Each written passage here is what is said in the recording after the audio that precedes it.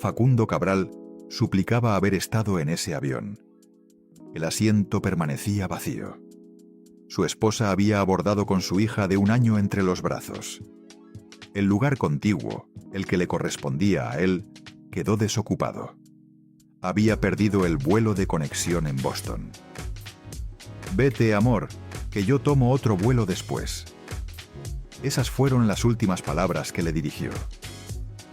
El avión se precipitó. No quedó ningún sobreviviente. Ese lugar vacío le salvó la vida y al mismo tiempo lo destrozó por completo.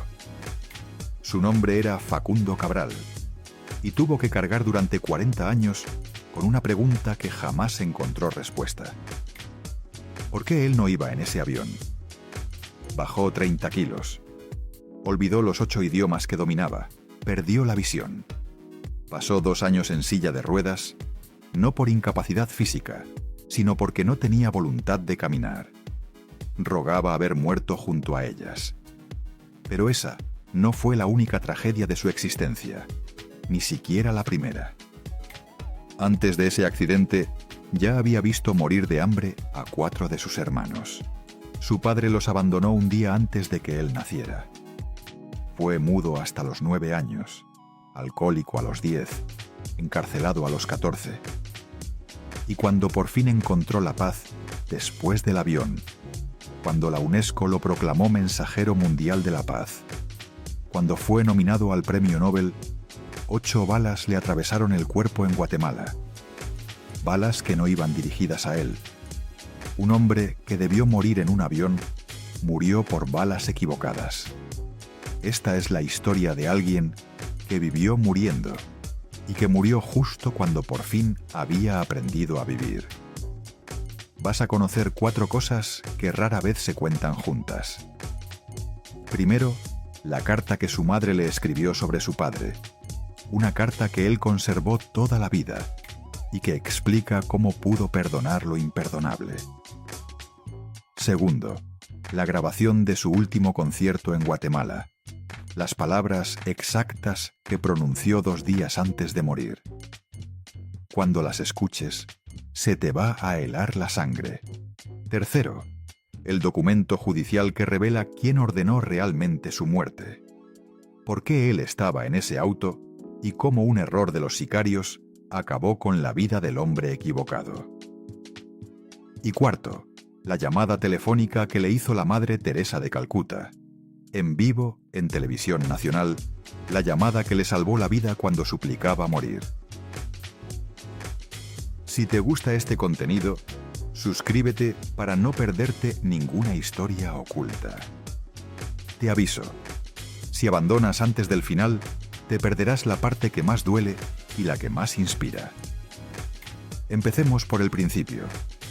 Por una calle de La Plata, Argentina, por una mujer sola con 7 hijos y por un hombre que desapareció llevándose hasta la máquina de coser. Sara Camiña tenía 30 años cuando su mundo se derrumbó. Era modista, una de las mejores de La Plata. Cosía para cantantes de tango reconocidos. Tenía manos de artista y una paciencia sin límites. Tenía 7 hijos pequeños y vivía en la casa de su suegro, un coronel del ejército argentino. Su esposo se llamaba Rodolfo Cabral. Recitaba versos en orquestas de tango. Era elegante, atractivo, de buena voz. Sara lo amaba profundamente. Según ella misma relató años más tarde, no era un mal hombre, solo era débil, demasiado débil para sostener una familia numerosa. Un sábado de mayo de 1937, Sara salió con los niños a visitar a sus padres. Era una tarde cualquiera. Los chicos jugaban. Sara tomaba mate con su madre. Cuando regresaron a casa, supo que algo estaba mal antes de abrir la puerta. Todo estaba demasiado en silencio. La casa estaba vacía. Rodolfo se había marchado. Pero no solo se fue, se llevó todo. Los muebles, la ropa, los juguetes de los niños, las ollas, las sábanas. Y lo más cruel, se llevó la máquina de coser de Sara. Esa máquina era su sustento, lo único que le permitía ganar dinero. Rodolfo lo sabía perfectamente y aún así se la llevó. Lo único que quedó fue la ropa tendida en la soga del patio y varios meses de alquiler sin pagar. Sara estaba embarazada de 9 meses. Al día siguiente, su suegro tomó una decisión. La echó a la calle con los 7 niños, con la panza a punto de reventar, sin un peso, sin un techo. El coronel del ejército, el hombre de honor y disciplina, puso en la calle a una mujer embarazada porque su hijo había huido. Facundo Cabral nació en una calle de La Plata. No es una metáfora. Su madre estaba de parto cuando la echaron.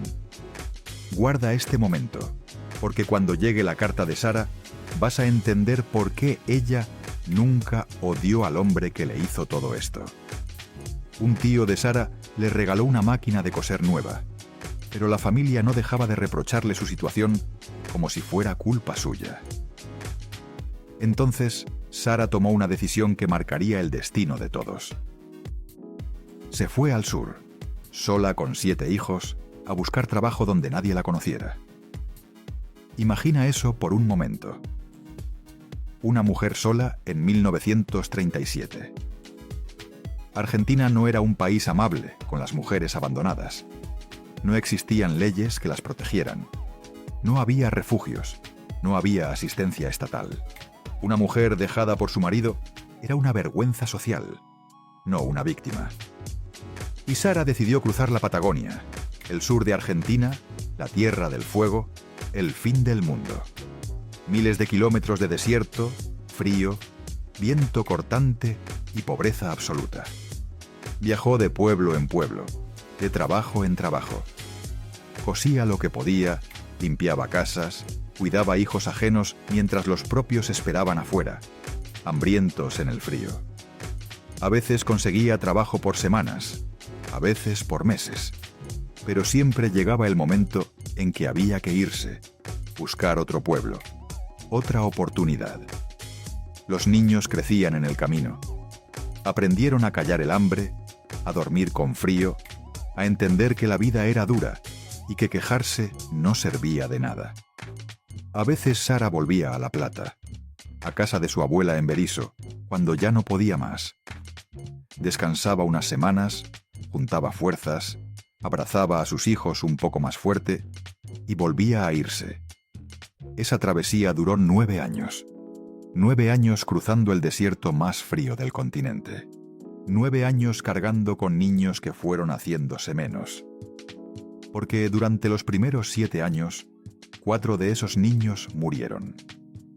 De hambre, de frío, de enfermedades que no pudieron tratar porque no había médico ni dinero. De pura miseria. No murieron de golpe, murieron de a poco. Primero uno, después otro, y otro, y otro. Facundo los vio morir uno por uno. Tenía menos de 10 años y ya conocía la muerte mejor que la mayoría de los adultos. Vio cómo se apagaban, cómo dejaban de llorar porque ya no tenían fuerzas, cómo cerraban los ojos y no los volvían a abrir. Los fui viendo morir uno después del otro. Me crié en la violencia, con 7 hermanos, 9 años en el desierto, y 4 de ellos murieron de hambre y de frío. Y él no podía hacer nada.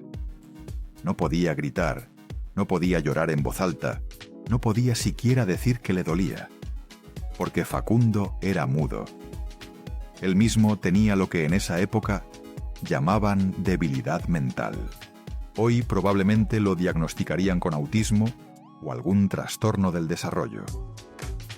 No habló hasta los 9 años. Era un niño mudo que miraba el mundo sin poder expresar lo que sentía. Imagina ser un niño que no puede hablar, que ve morir a sus hermanos y no puede gritar, que siente hambre y no puede pedirla, que ama a su madre y no puede decírselo, que odia a su padre ausente y no puede maldecirlo. Todo el dolor quedaba adentro, acumulándose, esperando el momento de explotar. Hay una imagen que él repetía en todos sus conciertos. La imagen que más lo marcó, la que llevó grabada hasta el día de su muerte. Sara cosiendo en el patio en invierno, con las manos heladas, trabajando afuera para no hacer ruido adentro. Y él, un niño de 8 años, mirándola desde detrás del vidrio de la puerta, mudo, sin poder decirle nada, pensando una sola cosa: ¿cómo consigo un trabajo para ayudarla? Quizás tú también conoces esa sensación. Ver sufrir a alguien que amas y no poder hacer nada. Sentirte pequeño frente a un dolor demasiado grande.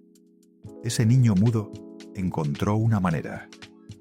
Había escuchado, quién sabe dónde, que el presidente Perón les daba trabajo a los pobres. No sabía nada de política. No entendía qué era un presidente, ni qué hacía. No sabía dónde quedaba Buenos Aires ni cómo llegar. Solo sabía que había un hombre poderoso en algún lugar que podía ayudar a su madre, y decidió ir a buscarlo. A los 9 años, Facundo escapó de su casa. No le dijo nada a Sara. No dejó nota, no pidió permiso. Simplemente desapareció una mañana, como su padre había desaparecido años antes. Solo que él no huía. Él iba a buscar algo. Estuvo desaparecido 4 meses. Un niño de 9 años, mudo, solo, viajando por Argentina sin dinero, sin comida, sin nadie que lo cuidara. Se subía a camiones que iban hacia el norte. Les hacía señas a los conductores. Les pedía con gestos que lo llevaran. Algunos lo subían, otros pasaban de largo. Aprendió a distinguir quién era peligroso y quién no. Aprendió a sobrevivir en un mundo de adultos que no lo querían. Dormía donde podía, en estaciones de tren, en plazas vacías, debajo de puentes, detrás de iglesias. En cualquier rincón que lo protegiera del frío de la noche. Comía lo que encontraba. Basura a veces, lo que le daban los extraños, lo que podía robar sin que lo atraparan. Cualquier otro niño habría muerto. Cualquier otro habría sido devorado por ese mundo brutal. 4 meses solo en las rutas de Argentina, sin hablar, sin pedir ayuda, sin saber exactamente a dónde iba. Pero Facundo tenía algo que lo protegía, algo que ni él entendía todavía. Una determinación que venía de algún lugar profundo. Una fuerza que lo empujaba hacia adelante cuando todo decía que debía rendirse. Hasta que llegó a La Plata. Un vendedor de la Feria Franca, el mercado popular donde los campesinos vendían sus productos, vio a ese niño sucio y flaco preguntando por el presidente. El hombre podría haberlo ignorado, podría haberlo mandado a la policía, pero algo en los ojos de Facundo lo conmovió. Le dijo que era muy difícil que el presidente lo atendiera. Los presidentes no hablan con niños de la calle, pero le dio una información. Al día siguiente, 19 de noviembre, Perón iría a La Plata por el aniversario de la ciudad. Habría un desfile. El presidente pasaría por las calles en su auto. Esa noche, Facundo durmió al costado de la Catedral de La Plata. Conocía bien esa zona. Había jugado ahí con una pandilla de niños del barrio de su abuela, los Mañanita. Sabía por dónde esconderse. Sabía por dónde moverse sin que lo vieran. Al día siguiente, cuando llegó el desfile presidencial, hizo algo que ningún adulto se atrevería a hacer. Burló el cerco policial, se metió entre la multitud, corrió hacia el auto presidencial. Un policía lo agarró, pero Juan Domingo Perón lo vio. Déjelo venir. El presidente hizo detener el auto. Facundo se subió al estribo. Quedó frente a frente con Perón y Eva Duarte. Perón le preguntó: ¿querías decirme algo? Y el niño, que había sido mudo durante 9 años, respondió con 3 palabras. ¿Hay trabajo? No pidió comida. No pidió limosna. Pidió trabajo para su madre. Eva Perón lo miró y dijo una frase que Facundo repetiría hasta el día de su muerte. Por fin, alguien que pide trabajo y no limosna. Facundo contó que esa fue la primera frase ética que escuchó en su vida. Desde el gobierno le asignaron a Sara un trabajo como portera en una escuela de Tandil. Les dieron un aula para vivir, un sueldo fijo. Por primera vez en 9 años, la familia tenía estabilidad. Pero lo que parecía el final de la pesadilla era solo el comienzo de algo más oscuro. Porque la estabilidad no sanó las heridas de Facundo, las abrió. Ahora que no tenía que sobrevivir cada día, empezó a sentir todo lo que había reprimido. La rabia, el dolor, el odio hacia ese padre que los abandonó. Empezó a beber. A los 10 años ya era alcohólico. Se juntaba con otros adolescentes furiosos, se metía en peleas, robaba. A los 14 lo mandaron a robar unas botellas justo enfrente de la comisaría. Lo atraparon. Lo enviaron a un reformatorio para menores. Un lugar oscuro. Paredes grises, rejas en las ventanas, niños con miradas vacías que habían dejado de esperar hace mucho. El olor a humedad, los gritos en la noche, los golpes de los guardias. Era un lugar diseñado para destruir lo poco que quedaba de esperanza en esos niños. Facundo llegó con toda su rabia intacta. Peleaba con quien se cruzara. Insultaba a los guardias. Rompía lo que podía romper. Era como un animal herido que mordía a cualquiera que se acercara. Los otros internos le tenían miedo. Los guardias le tenían rabia. Nadie sabía qué hacer con él. Algunos proponían aislarlo. Otros querían transferirlo a un lugar peor. Parecía destinado a pudrirse ahí, a convertirse en uno más de los que entran niños y salen criminales. Y ahí, en ese lugar de castigo, en esa cárcel para niños donde las esperanzas iban a morir, encontró lo que nadie esperaba. Un sacerdote jesuita llamado Simón. El padre Simón era diferente a los demás. No miraba a los internos con desprecio. No les gritaba ni los castigaba. Los miraba con algo que Facundo nunca había visto en un adulto: curiosidad. Como si quisiera saber qué había detrás de esa rabia. Como si creyera que había algo valioso escondido bajo toda esa violencia. Simón vio algo en Facundo que nadie más veía. No vio un delincuente. Vio un niño roto que nadie había querido reparar. Un niño con una inteligencia feroz que nunca había tenido la oportunidad de desarrollarse. Para evitar que peleara con los otros internos, lo asignó a la biblioteca. Un trabajo tranquilo, alejado de los demás. Un lugar donde no pudiera hacer daño ni hacerse daño. Había un problema enorme. Facundo era analfabeto. Completamente analfabeto. Tenía 14 años y nunca había pisado una escuela. Las letras eran dibujos sin sentido. Los libros eran objetos decorativos que no entendía. Simón pudo haberlo mandado a otro lugar. Pudo haber dicho que el chico no servía para la biblioteca. Pero no lo hizo. En cambio, hizo algo que cambiaría la vida de Facundo para siempre. Le enseñó a leer. Letra por letra, palabra por palabra, con una paciencia infinita que Facundo nunca había recibido de nadie. Empezaron con las vocales, después las consonantes, después las sílabas, después las palabras completas, después las oraciones.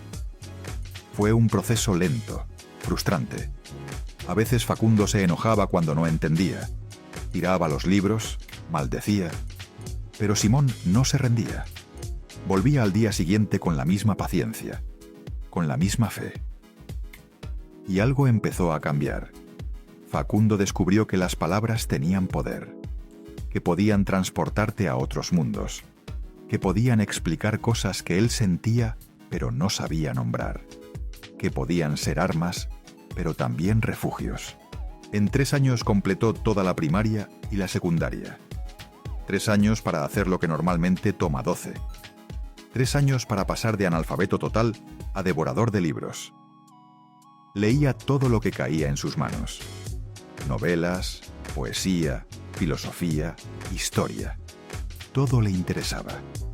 Todo alimentaba esa mente que había estado hambrienta durante 14 años. Pero lo más importante no fueron los libros. Fue una frase que Simón le dijo y que Facundo nunca olvidó. La palabra es el principio de todo. Con palabras se construyen imperios y se derrumban tiranos. Recuerda esa frase. Va a aparecer 2 veces más en esta historia, y cada vez va a significar algo diferente. Facundo escapó del reformatorio un año antes de cumplir su condena. Tenía 17 años, sabía leer y tenía una guitarra. Una noche, caminando por la playa entre Villachessel y Mar de Ajó, se encontró con un vagabundo de casi 70 años. Empezaron a hablar. El viejo le habló de Jesús, del sermón de la montaña, y le dijo algo que lo sacudió. Tu padre no es el esposo de tu madre. Tu padre es Dios, y como Rey del universo, nos hace a todos príncipes y princesas. Esa noche, Facundo escribió su primera canción. Se llamaba Vuele bajo. Era el 24 de febrero de 1954, y marcó el comienzo de todo. Lo que vino después fue aún más intenso. En 1959, llegó a Mar del Plata buscando trabajo. El dueño de un hotel lo vio con su guitarra y le ofreció reemplazar al músico de fin de año que no había llegado. Esa noche, el 31 de diciembre, un hombre que había sido mudo hasta los 9 años cantó por primera vez frente a un público. Se hacía llamar el Indio Gasparino. Las primeras grabaciones no funcionaron. Tardó años en encontrar su voz. Pero en 1970 todo cambió. Grabó una canción que había escrito pensando en su vida, en esa infancia sin hogar, en ese padre que nunca conoció. No soy de aquí ni soy de allá. 5 palabras que resumían toda una vida de desarraigo. La canción hablaba de no pertenecer, de viajar sin destino, de amar sin quedarse, de irse siempre, de no llegar nunca. Era la historia de Facundo, pero también era la historia de millones de personas que se sentían fuera de lugar. Inmigrantes, exiliados, soñadores que nunca encontraron su hogar, hijos de padres ausentes, madres abandonadas, cualquiera que hubiera sentido que no encajaba. La canción se convirtió en un himno. Se escuchó en toda América Latina, en España, en Estados Unidos, en cualquier lugar donde hubiera hispanohablantes que supieran lo que significa no tener raíces. Facundo empezó a recorrer el continente. Llenaba teatros, grababa discos que se vendían por millones, pero él no vivía como una estrella, no tenía casa. Vivía en hoteles, de ciudad en ciudad, de país en país. Se autodefinía como vagabundo first class. La vida es un hotel de paso, decía. No tiene sentido acumular cosas cuando el único equipaje que te llevas al final cabe en un ataúd. Regaló sus discos de oro. Los dio a un amigo taxista. Decía que no valían nada, que lo único que valía era lo que no se podía comprar. Escribió más de 30 discos. Publicó 22 libros de reflexiones y poesía. Cantó en 9 idiomas diferentes. Colaboró con artistas que admiraba: Julio Iglesias, Pedro Vargas, Neil Diamond. Cada concierto era mitad canciones, mitad reflexiones. Citaba a Borges, a Krishnamurti, a Jesús, a la Madre Teresa. Hacía reír y llorar en el mismo show. No era un cantante. Era un predicador que usaba la música como excusa. Y el público lo amaba por eso, porque les hablaba de cosas que importaban. De la vida, de la muerte, del perdón, del amor, de todo lo que los otros artistas no se atrevían a tocar. El niño que nació en la calle era ahora un artista internacional. Pero el éxito no le trajo paz, porque en Argentina se estaba gestando algo terrible. Atención, porque aquí llega la primera de las 4 cosas que casi nadie se atreve a contar sobre Facundo Cabral. En 1976, los militares tomaron el poder en Argentina. Derrocaron a la presidenta Isabel Perón e instauraron una dictadura que duraría 7 años y dejaría una herida que Argentina todavía no termina de sanar. Fue el periodo más oscuro de la historia del país. 30.000 personas desaparecieron. Las sacaban de sus casas en la noche, las torturaban en centros clandestinos, las mataban y tiraban sus cuerpos donde nadie los encontrara. Cualquiera podía ser el próximo. Estudiantes, sindicalistas, periodistas, artistas, cualquiera que pensara diferente, cualquiera que se atreviera a cuestionar. Y los artistas estaban en la mira. Facundo era considerado un cantautor de protesta. Sus canciones hablaban de libertad, de justicia, de cuestionar el poder. Exactamente lo que el régimen militar quería silenciar. Lo pusieron en listas negras, esas listas que circulaban en secreto entre emisoras de radio, canales de televisión y organizadores de eventos. El nombre de Facundo Cabral estaba ahí, junto con Mercedes Sosa, León Gieco, Víctor Heredia y decenas más. Prohibieron sus canciones en la radio, cancelaron sus presentaciones. Cualquier empresario que lo contratara se arriesgaba a recibir una visita de los militares. Y entonces tuvo que huir. En 1976, Facundo Cabral abandonó Argentina. Cruzó la frontera sabiendo que tal vez no volvería, sabiendo que su madre envejecía y él no estaría ahí, sabiendo que su país se hundía en la oscuridad y él no podía hacer nada. Se exilió en México. México se convirtió en su segundo hogar. Un país que recibía a los perseguidos de las dictaduras latinoamericanas con los brazos abiertos. Un país donde podía cantar sin miedo, donde podía decir lo que pensaba sin que vinieran a buscarlo en la noche. En México conoció a José Alfredo Jiménez, el compositor más grande de la música mexicana, el jefe, autor de El Rey, de cientos de canciones que definieron lo que significa ser mexicano. José Alfredo lo adoptó como amigo. Lo apodó cariñosamente Fecundo Cabrón. Se reían juntos, bebían juntos, hablaban de música y de vida hasta que salía el sol. Una vez José Alfredo lo molestó por la canción. ¿Por qué la hiciste tú?, le preguntó. Esa canción era mía. Yo debía haberla escrito. Facundo sonrió. Sabía que era el mejor cumplido que podía recibir. Pero México no fue solo refugio. Fue también el lugar donde conoció al amor de su vida. En 1977, todo volvió a cambiar. Se llamaba Bárbara. Tenía 18 años. Era estadounidense, de Chicago. Rubia, de ojos claros, con una sonrisa que iluminaba cualquier habitación donde entrara. Pero lo que más la definía no era su belleza, era su libertad. Bárbara era un espíritu salvaje. No seguía reglas, no pedía permiso. Hacía lo que quería, cuando quería, con quien quería. Facundo tenía 40 años cuando la conoció. Cargaba con décadas de dolor, la muerte de sus hermanos, el abandono de su padre, el exilio, la soledad de los escenarios. Se conocieron en Nueva York, en un restaurante cualquiera, una noche cualquiera. Dos extraños que no sabían que sus vidas estaban a punto de entrelazarse para siempre. La primera conversación fue inolvidable. Bárbara lo miró a los ojos sin timidez, sin juegos, y le dijo: «Sospecho que te voy a amar mucho, pero quiero que sepas una cosa antes de empezar. Yo no soy fiel». Facundo se quedó helado por un momento, porque él iba a decirle exactamente lo mismo. Ambos eran almas libres, incapaces de atarse, incapaces de prometer lo que no podían cumplir, incapaces de mentir sobre quiénes eran. Y quizás por eso funcionó.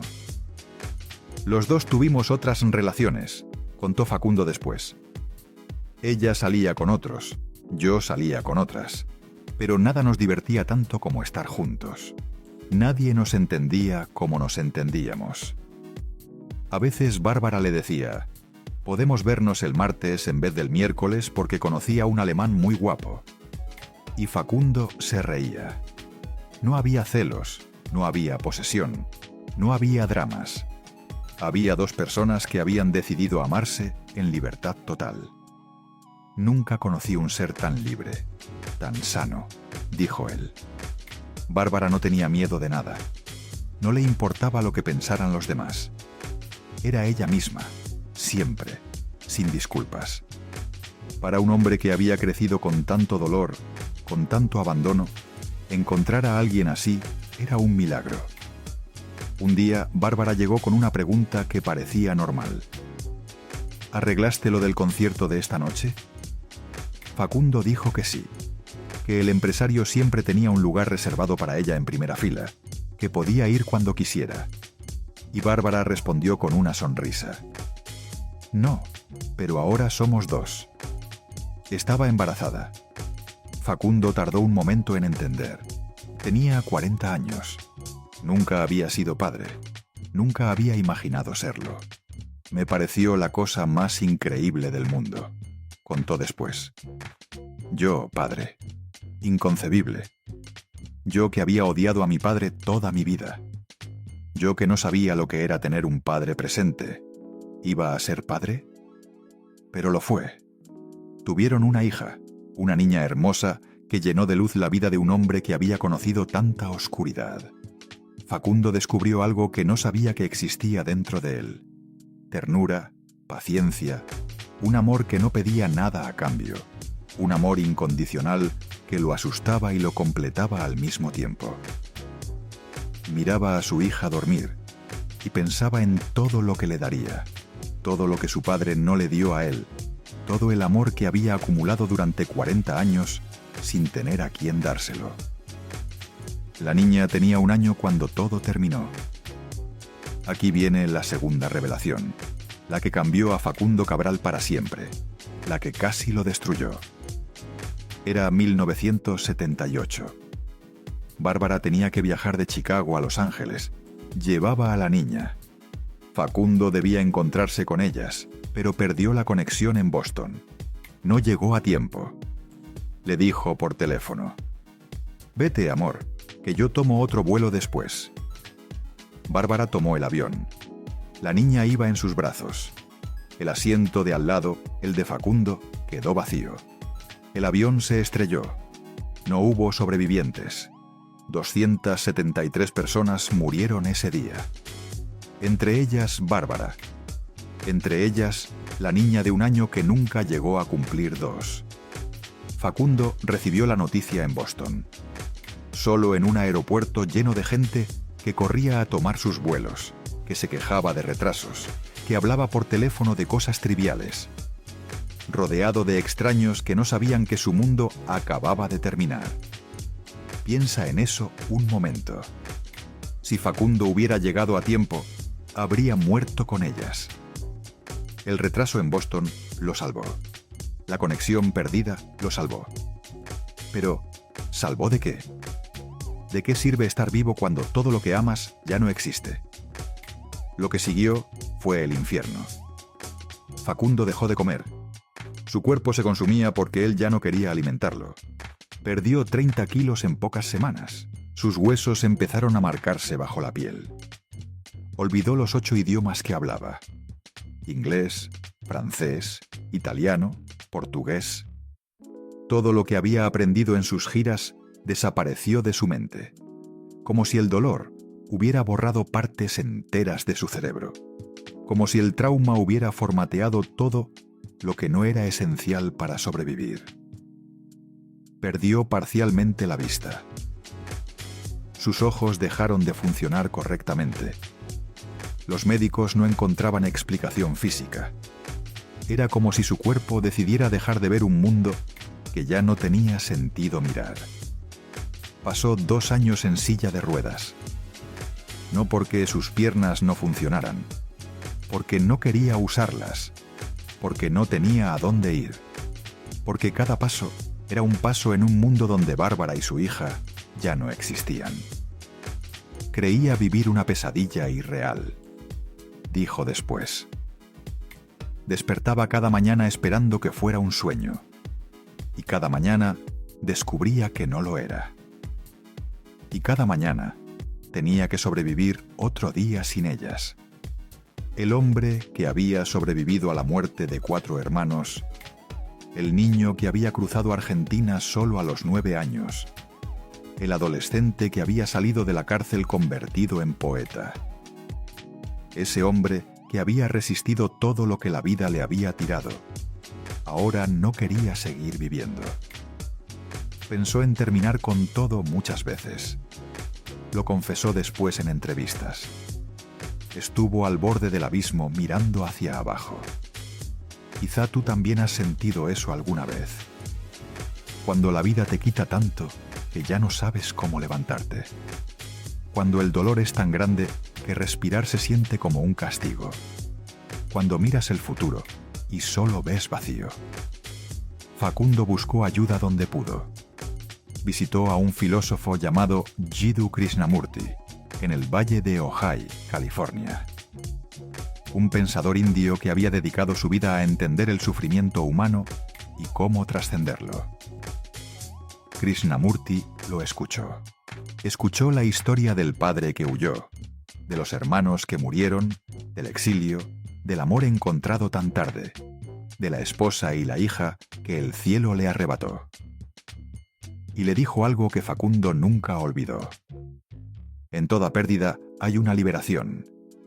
La vida no nos quita cosas. La vida nos libera de cosas. Las palabras ayudaron, pero no fueron suficientes. Lo que lo salvó fue una llamada telefónica. Y ahora sí, la tercera revelación. Esta es quizás la más sorprendente de todas. Facundo estaba en un programa de televisión en México, en vivo. Millones de personas mirando. Sonó el teléfono del estudio. Era la Madre Teresa de Calcuta, la mujer que dedicó su vida a los más pobres del mundo. Había visto una entrevista de Facundo y quiso contactarlo. Pero esa no fue la llamada que lo salvó. Fue la segunda. Después de la tragedia del avión, la Madre Teresa volvió a llamarlo en privado y le dijo una frase que él repetiría el resto de su vida. Facundo, ahora sí que estás en un problema. ¿Dónde vas a poner el amor que te sobra? Ponelo en algún lugar o te va a aplastar. Vení conmigo. Piensa en eso, el amor que te sobra. Facundo había amado a Bárbara, había amado a su hija. Ese amor seguía ahí, intacto, buscando un destino. La Madre Teresa le ofreció dónde ponerlo. Y Facundo fue. Se fue a Calcuta, a la India, al otro lado del mundo, a uno de los lugares más pobres y desesperados del planeta. Dejó atrás México, dejó atrás los escenarios, dejó atrás todo lo que conocía y se fue a un lugar donde nadie lo conocía, donde no era famoso, donde era simplemente un par de manos más dispuestas a ayudar. Y ahí encontró su salvación. Trabajó con la Madre Teresa en las Misioneras de la Caridad, la orden que ella había fundado en 1950 para servir a los más pobres entre los pobres. Rescataban niños de la basura. Literalmente, no es una metáfora. En Calcuta, la pobreza era tan extrema, tan desesperante, que las familias más miserables abandonaban a los recién nacidos en los basureros. Los dejaban ahí, entre la mugre y las ratas, para que murieran, porque no podían alimentarlos, porque eran niñas y no niños, porque nacieron con algún defecto, porque simplemente no podían más. Miles de bebés tirados entre la basura, llorando hasta que dejaban de llorar, esperando una muerte que a veces tardaba días. Facundo y las monjas los buscaban.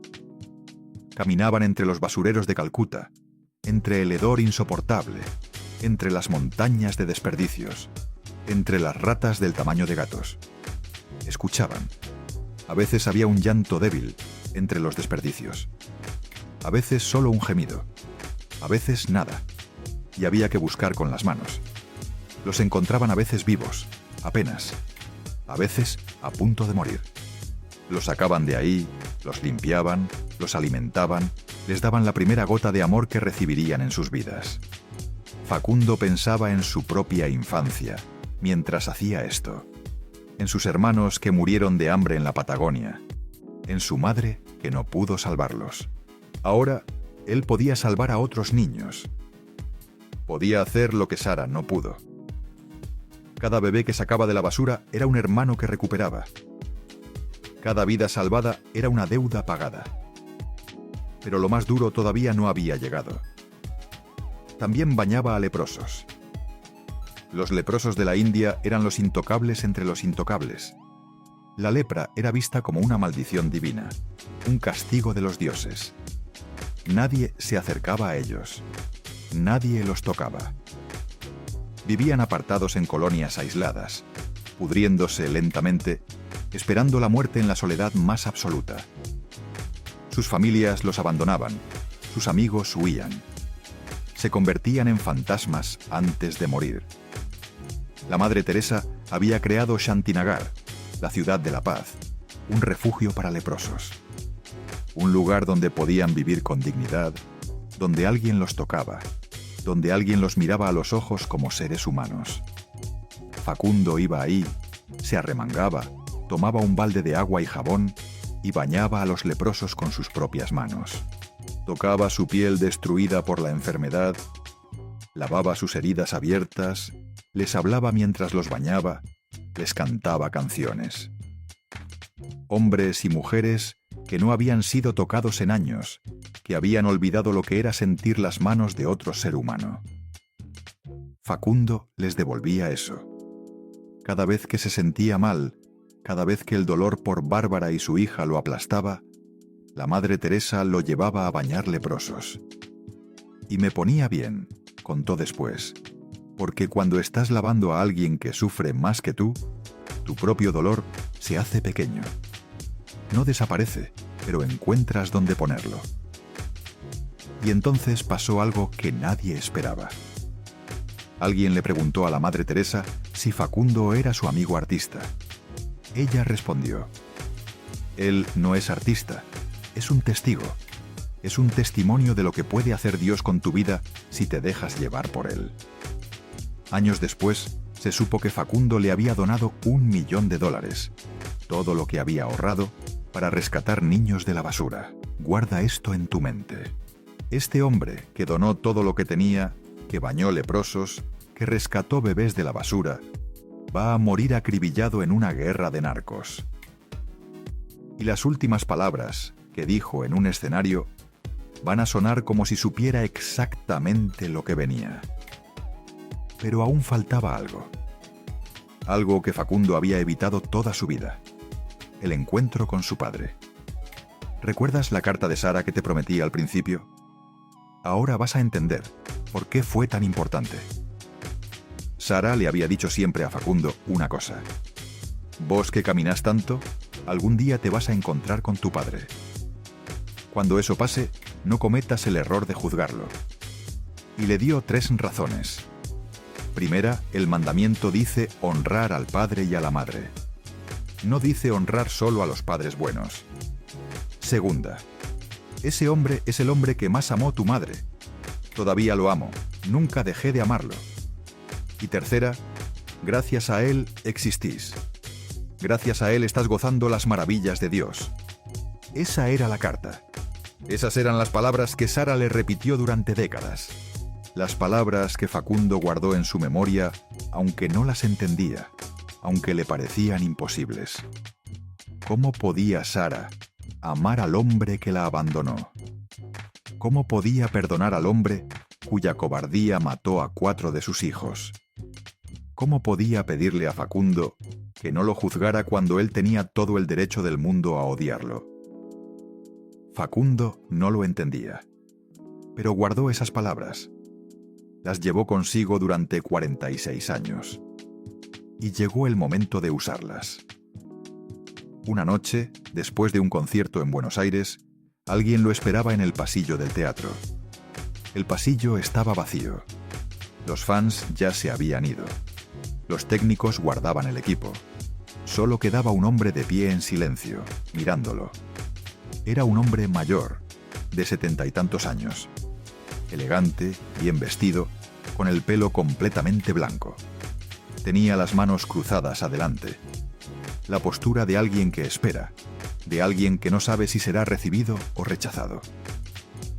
Facundo lo reconoció al instante. Era igual a la foto que Sara guardaba en su mesita de noche. La foto del hombre joven y apuesto del que se había enamorado tantos años atrás. Solo que ahora tenía arrugas profundas y el pelo cano. Su padre, el hombre que los abandonó un día antes de que él naciera, el que vació la casa, el que se llevó hasta los juguetes, el que dejó a una mujer embarazada en la calle, el hombre cuya cobardía mató de hambre a 4 niños en la Patagonia. Estaba ahí, frente a él, después de 46 años de silencio. El corazón de Facundo se aceleró. La sangre le subió a la cabeza.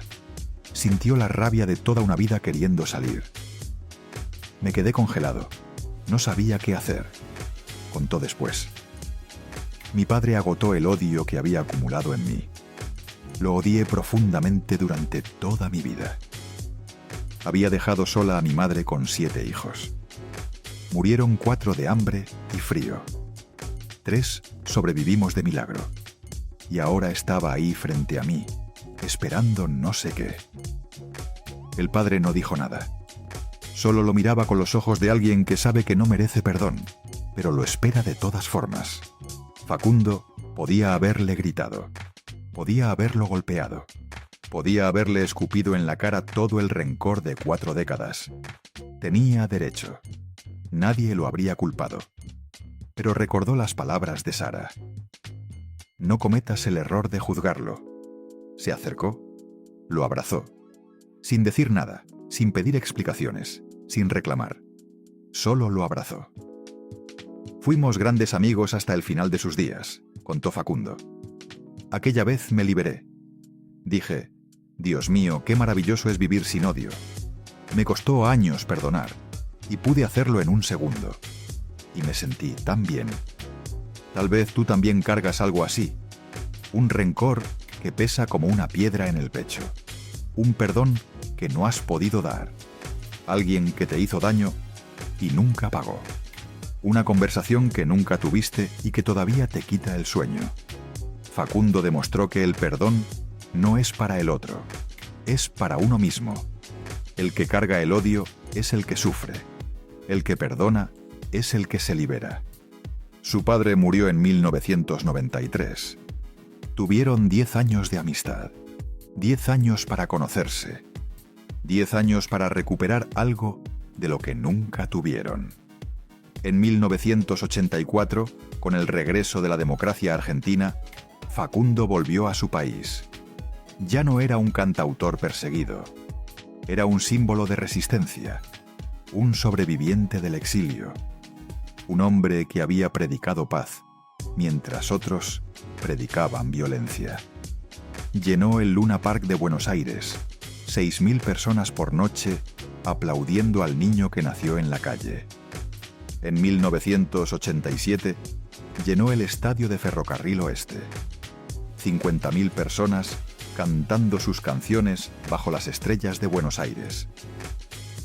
En esos años vivió otro encuentro que lo marcó, con Jorge Luis Borges, el escritor más importante de la lengua española en el siglo XX.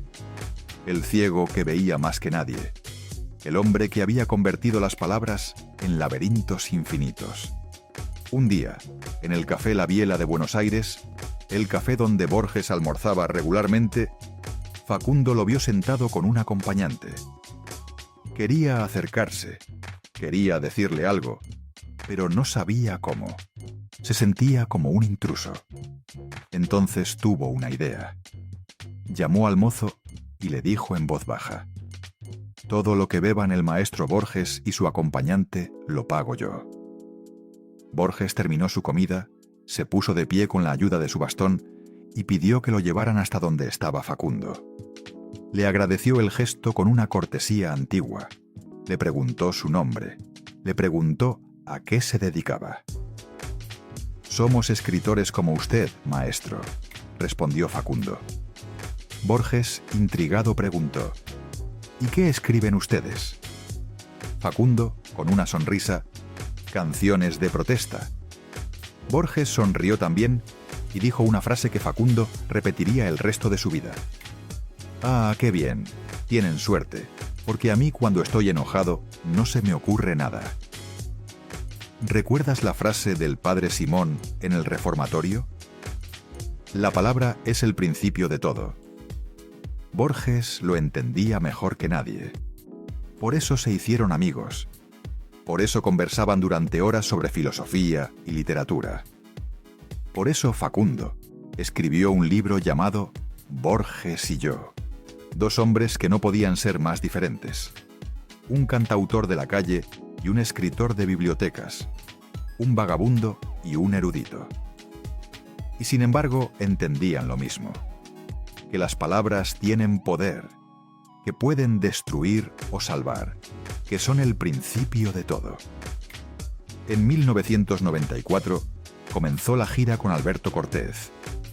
Lo Cortés no quita lo Cabral. 4 años recorriendo América.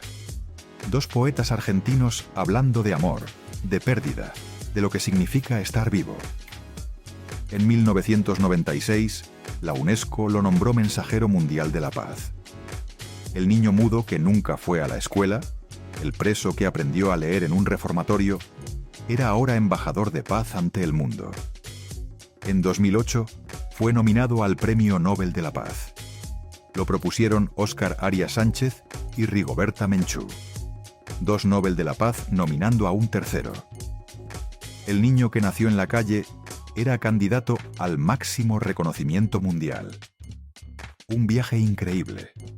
De la calle de La Plata a las nominaciones del Nobel. Un viaje que estaba por terminar. Y ahora llegamos a la cuarta y última revelación. La que te prometí al principio. Si has llegado hasta aquí, esto es para ti. En julio de 2011, Facundo tenía 74 años. Estaba casi ciego. Le habían diagnosticado cáncer de páncreas y vejiga. Los médicos le daban poco tiempo. Tenía que volver a Argentina para tratarse, pero antes quería hacer una cosa: despedirse. Le dijo a un amigo: «Tengo 74 años. Me diagnosticaron cáncer. Ya estoy preparado para la muerte. Quiero despedirme de mis compinches». Organizó una gira por Centroamérica, Nicaragua, Guatemala. El 5 de julio tocó en Ciudad de Guatemala. 5.000 personas. Esa noche dijo algo que hoy suena como profecía. «Ya le di las gracias a ustedes. Las daré en Quetzaltenango, y después que sea lo que Dios quiera, porque Él sabe lo que hace». El 7 de julio fue su último concierto. Teatro Roma de Quetzaltenango. Sala llena. Al final cantó «No soy de aquí ni soy de allá». Y luego dijo sus últimas palabras en un escenario. «Gracias por la amistad de tantos años. Sepan que ustedes fueron una parte muy importante de mi felicidad. Sepan que siempre los voy a tener en mi corazón hasta el momento final. ¿Y por qué no? Un poquito más también. De aquí en adelante, Dios decidirá». Ovación de pie. 5.000 personas llorando. 2 días después, Dios decidió. El 9 de julio de 2011, Día de la Independencia de Argentina, una fecha que Facundo siempre celebraba aunque estuviera al otro lado del mundo. A las 4:30 de la madrugada, se despertó en su habitación del Gran Tikal Futura Hotel. Todavía era de noche. Guatemala dormía. Se vistió despacio, con la calma de quien sabe que el tiempo ya no importa tanto. Preparó su equipaje. Miró por la ventana la ciudad que lo había recibido con tanto amor. A las 5 de la mañana bajó al lobby. Iba a tomar el bus del hotel al aeropuerto. Pero el empresario que lo había contratado, Henry Fariñas, estaba ahí esperándolo. «Te llevo en mi auto. Salimos ahora». Facundo aceptó. No tenía razón para desconfiar. Fariñas había sido amable con él durante toda la gira. Le había conseguido buenos hoteles, buenos escenarios, buenas audiencias. Y además a Facundo siempre le gustaba ir de copiloto. Su representante lo sabía bien. Nunca le gustaba ir atrás. Siempre quería ir adelante, mirando el camino, conversando con quien manejaba. Se subió al asiento del pasajero de una Range Rover blanca. Fariñas al volante. El representante de Facundo atrás. Un guardaespaldas en otro vehículo siguiéndolos a distancia. La ciudad empezaba a despertar. Las primeras luces en las ventanas, los primeros vendedores ambulantes preparando sus puestos, el aire fresco de la madrugada guatemalteca. La Range Rover tomó el Boulevard Liberación, una de las avenidas más transitadas de Centroamérica. Durante el día pasaban miles de autos, pero a las 5 de la mañana estaba casi vacío. A menos de 1 kilómetro del aeropuerto, 2 vehículos aparecieron de la nada. Se pusieron a la par de la Range Rover, uno a cada lado. Las ventanas bajaron. Los cañones de los fusiles AK-47 apuntaron y dispararon. El ruido fue ensordecedor. 25 disparos en cuestión de segundos. El vidrio de la camioneta explotando. Las balas atravesando el metal como si fuera papel. Facundo recibió 8 impactos. Uno en el brazo izquierdo, uno en el tórax, uno en el costado izquierdo de la cabeza. No tuvo tiempo de entender qué pasaba. No tuvo tiempo de sentir miedo. No tuvo tiempo de despedirse. Murió en el acto. El mensajero mundial de la paz. El hombre que predicó el amor durante 50 años. El que bañó leprosos en Calcuta. El que perdonó al padre que lo abandonó. Murió acribillado a balazos en una calle de Guatemala a las 5:10 de la mañana. Fariñas, herido pero vivo, aceleró hasta una estación de bomberos a 100 metros. El guardaespaldas persiguió a los sicarios, pero no pudo alcanzarlos. Pero aquí está lo más devastador de todo. Las balas no eran para él. Aquí entra el documento judicial que te prometí, el que revela toda la verdad. Henry Fariñas no era solo empresario. Era narcotraficante, vinculado al cartel de Sinaloa y otras organizaciones criminales de Centroamérica. Tenía un conflicto con otro narco llamado Alejandro Jiménez González, conocido como el Palidejo. El motivo era simple. Fariñas le había robado un cargamento de droga valorado en millones. En el mundo del narco, eso se paga con sangre. El Palidejo ordenó matarlo. Contrató sicarios de una banda llamada Los Charros. Profesionales. Les dio instrucciones precisas. El auto, la ruta, la hora.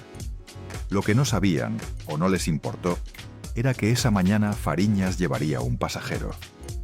Un hombre que no tenía nada que ver con drogas ni carteles. Un hombre que había dedicado su vida a predicar la paz. Fariñas, el objetivo real, el narcotraficante, sobrevivió. Heridas leves. Facundo, el pasajero accidental, murió. El hombre que predicó la paz toda su vida, que bañó leprosos, que perdonó al padre que lo abandonó, murió en una guerra del narcotráfico que no tenía nada que ver con él. La palabra es el principio de todo, le había dicho el padre Simón. Facundo eligió palabras de paz y murió por balas de guerra. El presidente de Guatemala declaró 3 días de duelo nacional. La presidenta de Argentina hizo lo mismo. El gobierno mexicano envió un avión para repatriar su cuerpo. En la Plaza de la Constitución de Guatemala hubo protestas. Miles de carteles. Perdona al mundo por el asesinato de Facundo. Sus palabras siempre llegaron exactamente cuando debían llegar. A las personas que necesitaban escucharlas. En el momento justo. Miles de personas en todo el mundo dicen que Facundo Cabral les cambió la vida. Que una canción suya los sacó de la depresión. Que una frase suya los hizo perdonar a alguien. Que un concierto suyo les devolvió las ganas de vivir. Él, que suplicaba morir después del accidente, le devolvió las ganas de vivir a millones. Esa es la paradoja final de Facundo Cabral. El hombre que quería morir enseñó a otros a querer vivir. Sara, su madre, murió antes que él. Nunca tuvo que enterrar a su hijo. Al menos eso se le ahorró a esa mujer que ya había enterrado a 4. Pero dejó algo. Además de la carta sobre el padre, dejó una enseñanza que Facundo repitió hasta el final. Mi madre me enseñó que uno no es lo que le pasa. Uno es lo que hace con lo que le pasa. A Facundo le pasó todo lo malo que puede pasarle a un ser humano.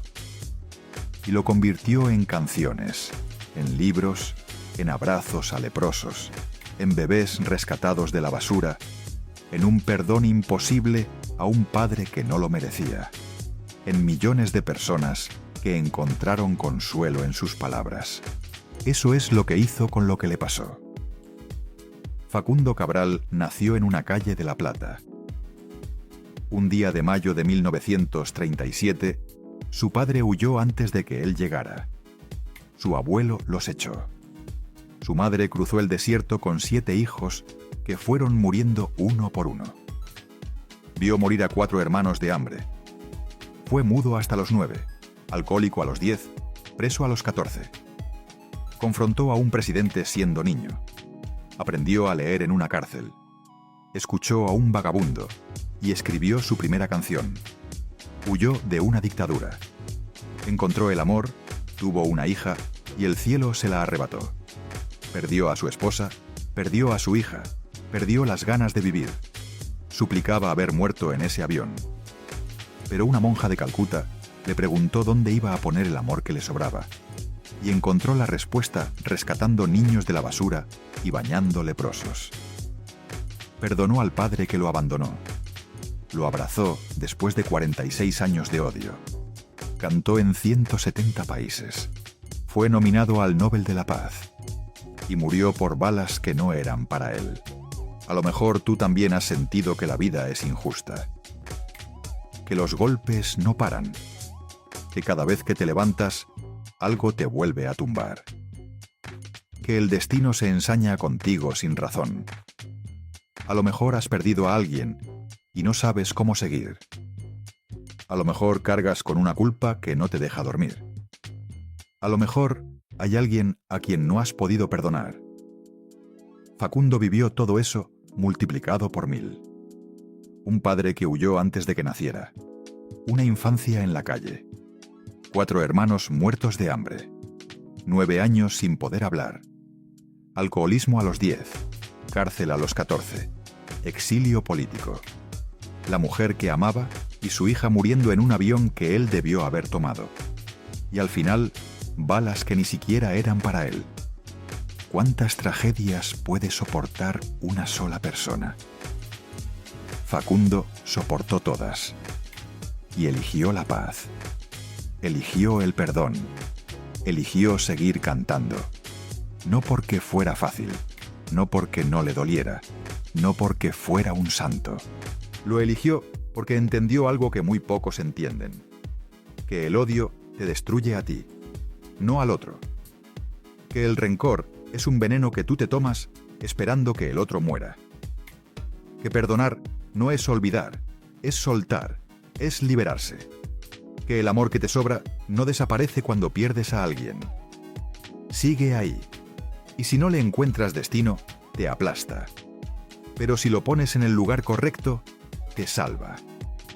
La palabra es el principio de todo, le dijo el padre Simón cuando tenía 14 años en aquel reformatorio. Facundo eligió sus palabras. Eligió palabras de paz, de amor, de perdón. Y aunque murió por balas de guerra, su mensaje sigue vivo. Hoy, más de 10 años después de su muerte, sus canciones siguen sonando. Sus libros siguen vendiéndose. Sus frases siguen circulando en Internet, en redes sociales, en conversaciones entre personas que nunca lo conocieron, pero sienten que lo conocen. Porque eso hacen los testigos. Dejan testimonio. Dejan prueba de que es posible. Prueba de que se puede sobrevivir a todo. De que el perdón es posible. De que el amor encuentra camino incluso cuando todo parece perdido. De que las palabras tienen el poder de cambiar vidas. Como dijo la Madre Teresa de Calcuta, él no era artista, era un testigo. Los testigos no mueren, se adelantan. Y desde donde esté, Facundo Cabral sigue cantando, sigue contando historias, sigue enseñando que se puede perdonar, que se puede amar.